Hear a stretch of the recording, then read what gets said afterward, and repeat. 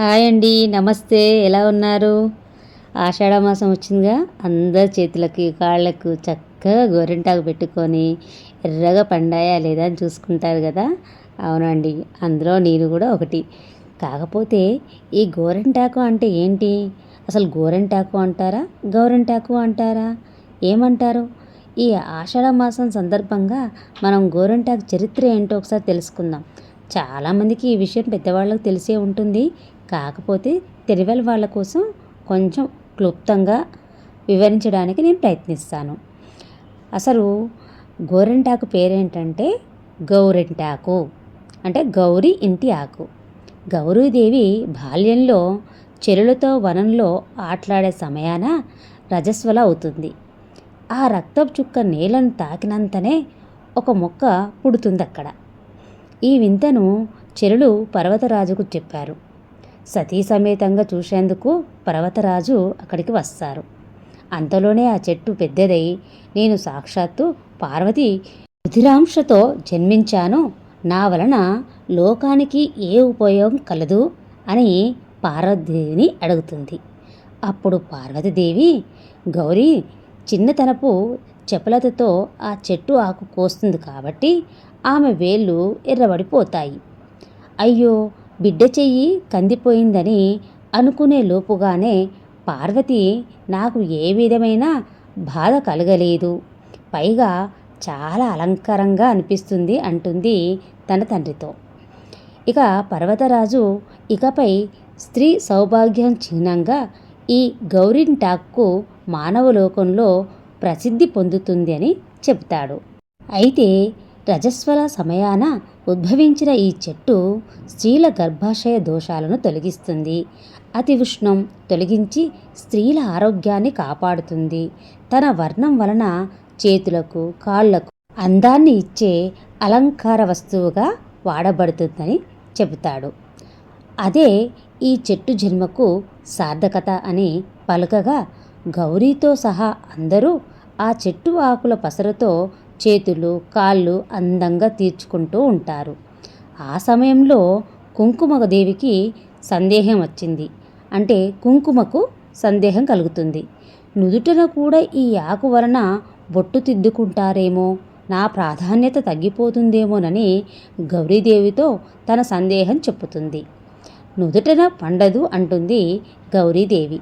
కావాలంటే చూడండి, గోరింటాకు నుదుటన అసలే పండదు. ఇక ఈ విషయం పక్కకు పెడితే శాస్త్రపరంగా గర్భాదశ దోషాలను తీసేస్తుంది. అరచేతి మధ్యలో స్త్రీ గర్భాశయానికి రక్తం చేరవేసే ప్రధాన నాడులుంటాయి. వాటిలోని అతి ఉష్ణాన్ని లాగేసి ప్రశాంతపరుస్తుంది గోరింటాకు. ఇక ప్రసవం కాగానే గోరింటాకు ముద్దగా నూరి ఆ బాలింత చేత మింగిస్తే ప్రసవం వలన ఏర్పడే గర్భాశయ బాధలు నయమవుతాయి. ఇక మొగుడికి గోరింటకు గల అనుబంధం స్త్రీలోని స్త్రీతత్వపు హార్మోనుల పనితీరు చక్కగా ఉన్నందువలన దేహం కూడా అందంగా సున్నితంగా ఉంటుంది. అంతేకాకుండా లేతగా ఉన్న గోరింటాకు చేతుల పెట్టుకుంటే మరింత అందంగా పండి కనిపిస్తుంది. ఆ పండటం అనేది ఆ మగువ ఆరోగ్యాన్ని సూచిస్తుంది.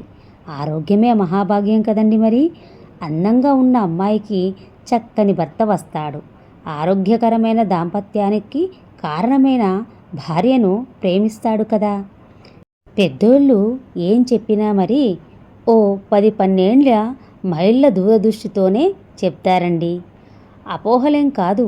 గోరింట ఆకు అందరం శాస్త్రీయంగా ఆదరిస్తే మనకు అన్ని విధాల ఆరోగ్యం, ఆనందం.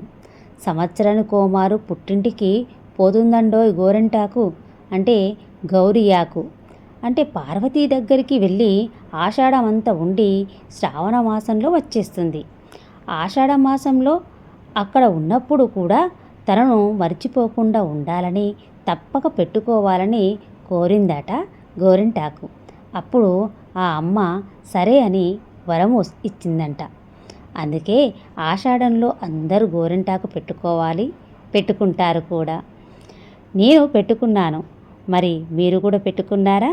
చెప్పండి. ఎంత ఆరోగ్యకరమైన ఒక ప్రకృతి ఇచ్చిన ఈ ఔషధము శాస్త్రీయపరంగా చూసుకున్నా ఆధ్యాత్మిక పరంగా చూసుకున్నా అన్ని విధాలుగా చాలా మంచిది. నాకైతే చిన్నప్పుడు మా అమ్మ చిన్న చిన్న పుండ్లైనా సరే, ఏమన్నా చిన్నగా కడుపు నొప్పి అయినా సరే కాసంత గోరింటాకు నూరి ఆ పుండ్లపైన పెట్టేది, లేదా కడుపులోకి మింగిచ్చేది. నులిపురుగులు ఉన్నవాళ్ళకైతే ఈ గోరింటాకు చిన్న ముద్ద నూరి కడుపులో వేసేసుకుంటే నులిపురుగులు అనేటివే ఉండయి. చిన్నప్పుడు ఏ దెబ్బలు తాకినా ప్రతిదానికి వైద్యం అంటే ఈ గోరింటాకు పెట్టడమే. నాకు చిన్నప్పటి నుంచి ఇదే అలవాటు. ఇప్పటికీ గోరింటాకు కనబడిందంటే చేతుల నిండా పెట్టుకుంటా. ఆషాఢ మాసమనే కాదు, అంతేకాకుండా కొందరికి హీట్ బాడీ అంటారు.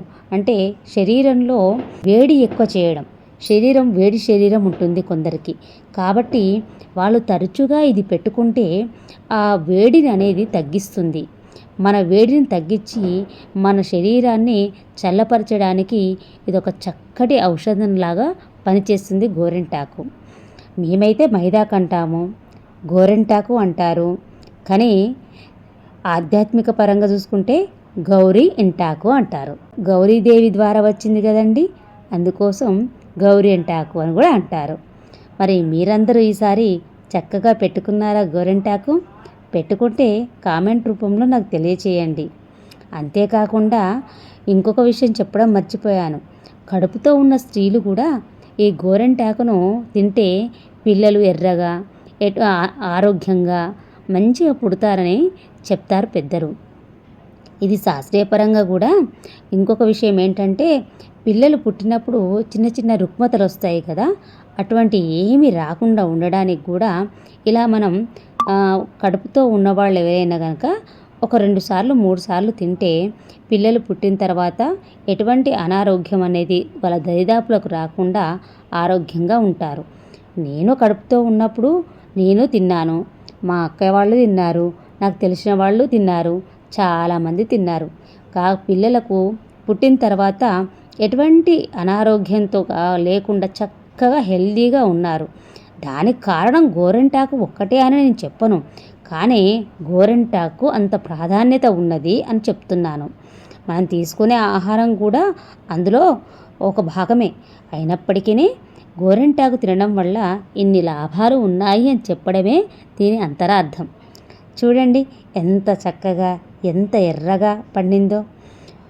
ఒక పాటలో చెప్తారు, ఎర్రగా పండితే ఎర్రటి మొగుడొస్తాడు, ఇంకేంటి గన్నేరు పువ్వులా పండితే అందమైన మొగుడొస్తాడు, మనసున్నవాడొస్తాడు అన్నట్టుగా చక్కగా పెద్దవాళ్ళు అప్పుడు చెప్పిన విషయాలు ఏమీ అంత తేలిగ్గా తీసుకోకూడదండోయ్. అన్నీ మన మంచికే చెప్పారు. ఏమండోయ్, ఈ విషయాలు చెప్పి అసలు విషయం చెప్పడం మర్చిపోయాను. నా చేతి గోరింటాకు ఎలా పండిందో కామెంట్ రూపంలో తెలియపరచండి.